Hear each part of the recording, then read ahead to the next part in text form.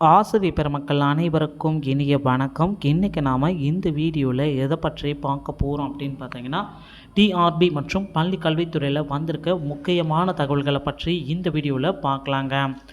தமிழகத்தில் தற்காலிக ஆசிரியர்களுக்கு பணியில் முன்னுரிமை கொடுக்கறதாக சில தகவல்கள் வந்திருக்கு.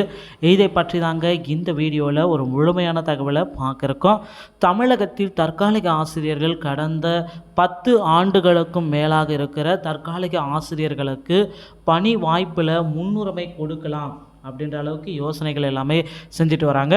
தற்காலிக ஆசிரியர்கள் கிட்டத்தட்ட 10 ஆண்டுகளாகவே பணியாற்றிட்டு வராங்க. வெறும் 15,000 8,500 சம்பளத்திலிருந்து 12,000 ஆக்கினாங்க. இப்போ 15,000 ஆக்கியிருக்காங்க.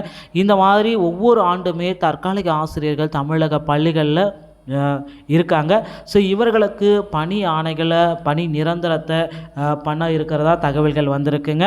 ஸோ இல்லை பணிக்கு ஏதாவது சேர்க்கறதுக்கு புதிய இல்லம் தேடி கல்வி திட்டம் இந்த மாதிரி கல்வி திட்டத்தில் பணியில் இருக்கிற ஆசிரியர்களுக்கு முன்னுரிமையும் வழங்கலாம் அப்படின்ற அளவுக்கு யோசனைகள் வந்துட்டுருக்கு.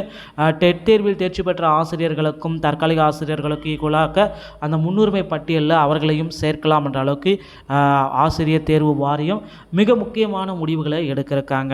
ஸோ இதை பற்றி விரிவாக நாம் அடுத்தடுத்து அமைச்சர் அன்பில் மகேஷ் என்ன சொல்கிறாருன்றதை பார்க்கலாங்க.